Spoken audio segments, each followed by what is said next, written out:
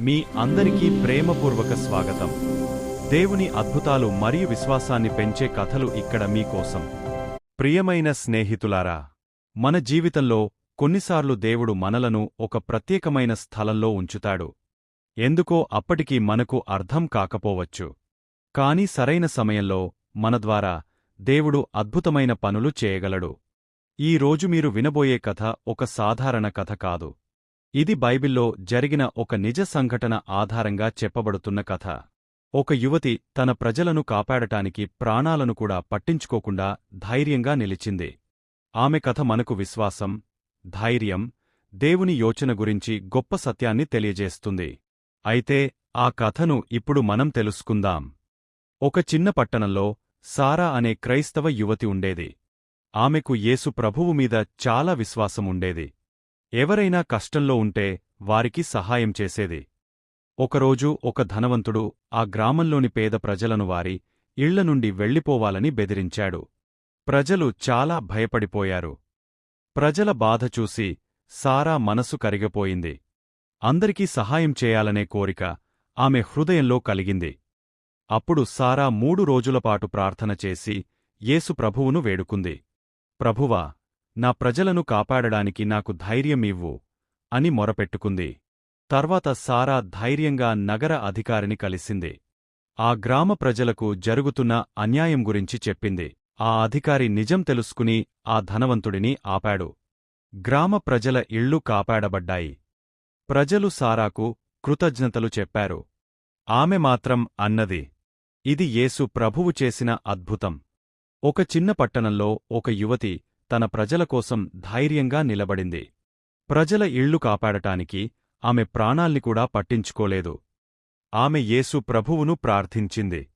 ప్రభువా, నా ప్రజలను కాపాడడానికి నాకు ధైర్యం ఇవ్వు అని మొరపెట్టుకుంది. చివరికి ప్రజల ఇళ్ళు కాపాడబడ్డాయి. ఆమె ధైర్యం వల్ల చాలామంది జీవితాలు మారాయి. ఈ కథ విన్న తర్వాత మీకు ఒక విషయం గుర్తొచ్చిందా? ఇది నిజానికి బైబిల్లో జరిగిన ఒక గొప్ప సంఘటనను గుర్తుచేస్తుంది. ఆ యువతిలాంటి ధైర్యం చూపినది బైబిల్లో ఎస్తేర్ రాణి. ఎస్తేర్ కూడా తన ప్రజలను కాపాడటానికి ప్రాణాలను పణంగా పెట్టింది. దేవునిమీద విశ్వాసంతో నిలిచి తన ప్రజలను రక్షించింది. పర్షియా దేశాన్ని అహస్వేరోస్ అనే రాజు పాలిస్తున్నాడు. ఒకసారి అతను తన రాజభవనంలో పెద్ద విందు ఏర్పాటు చేశాడు. ఆ సమయంలో రాజుకు వష్టి అనే రాణి ఉండేది. రాజు ఆమెను సభకు రావాలని పిలిచాడు. కాని వష్టిరాజు మాట వినలేదు. రాజు దీనికి చాలా కోపంగా అయ్యాడు. అప్పుడు వష్టిని రాణి స్థానం నుంచి తొలగించాడు. తర్వాత రాజు కొత్త రాణిని వెతకాలని నిర్ణయించాడు. అందమైన యువతులను రాజభవనానికి తీసుకురావాలని ఆజ్ఞ ఇచ్చాడు. ఆ సమయంలో సుషా నగరంలో ఒక యూదా అమ్మాయి జీవించింది. ఆమె అసలు పేరు హదస్సా. తర్వాత ఆమెను ఎస్తేర్ అని పిలిచారు. ఆమెను తన బంధువు మొర్దెకై పెంచాడు. రాజు ఆజ్ఞ ప్రకారం ఎస్తేర్ కూడా రాజభవనానికి తీసుకువెళ్లబడింది. రాజును కలుసుకునే ముందు 1 సంవత్సరం పాటు ప్రత్యేకంగా సిద్ధం చేయబడ్డారు. ఒకరోజు ఎస్తేర్ రాజు ముందు వెళ్ళింది. ఆమె వినయం మరియు అందం రాజుకు ఎంతో నచ్చింది. అప్పుడు అహస్వేరోస్ రాజు ఎస్తేర్ను కొత్త రాణిగా ప్రకటించాడు.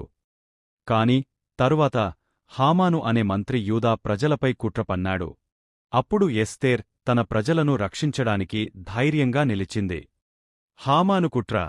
హామాను తన గర్వంతో యూదులపై ద్వేషం పెంచుకున్నాడు. రాజును మోసం చేసి యూదులను నాశనం చేయాలని కుట్ర పన్నాడు. రాజు ఆజ్ఞపై సంతకం చేశాడు. ప్రజలు భయంతో వణికిపోయారు. మొర్దెకే బాధ. మొర్దెకే ఈ విషయం తెలుసుకొని బట్టలు చింపుకొని బూడిదలో కూర్చుని దేవునికి ప్రార్థించాడు. ఎస్తేరు దగ్గరకు సమాచారం పంపించాడు. నీవే ఇప్పుడు రక్షణ అని చెప్పాడు. ఎస్తేరు ధైర్య నిర్ణయం. ఎస్తేరు తన ప్రాణాలకే ప్రమాదమున్నా రాజును కలవాలని నిర్ణయించింది. 3 రోజుల ఉపవాసం చేసి దేవుని ఆశీర్వాదం కోరింది. రాజు ముందుకు ప్రవేశం. రాజు అనుమతి లేకుండా వెళ్లడం అంటే మరణమే. కాని ఎస్తేరు ధైర్యంగా రాజు ముందు నిలిచింది. రాజు ఆమెపై కృప చూపించి ఆమెను స్వాగతించాడు. విందు ప్లాన్. ఎస్తేరు ఒక తెలివైన యోచన చేసింది. రాజు మరియు హామాను కోసం విందు ఏర్పాటు చేసింది. హామాను ఆనందంతో గర్వంగా వెళ్లాడు. కాని అతనికి తెలియదు, ఇదే అతని చివరి విందు. నిజం బయటపడటం. విందులో ఎస్తేరు తన నిజాన్ని వెల్లడించింది. నేను యూదురాలిని. నా ప్రజలను నాశనం చేయాలనుకుంటున్నారు అని చెప్పింది. రాజు కోపంతో రగిలిపోయాడు. మహారాజా, నేను మీ ముందుకు వచ్చినది నా ప్రాణం కోసం కాదు, నా ప్రజల కోసం. ఈ హామాను మీ ఆజ్ఞ ఉంగరాన్ని ఉపయోగించి లేఖలు రాసి అన్ని దేశాలకు పంపించాడు. ఆ లేఖల్లో నా ప్రజలను నాశనం చేయాలని ఆజ్ఞ ఉంది మహారాజా. నేను యూదురాలిని. అంటే ఆ మరణ శిక్ష నాపై కూడా పడుతుంది. మహారాజా, మీరు మాకు న్యాయం చేయాలి. నా ప్రజలను కాపాడండి. మా ప్రాణాలు మీ చేతుల్లోనే ఉన్నాయి మహారాజా. హామాను అంతం. హామాను నిర్మించిన ఉరితాడు. అదే అతని మరణానికి కారణమైంది. రాజు ఆజ్ఞతో హామాను అదే ఉరితాడుపై ఉరితీయబడ్డాడు.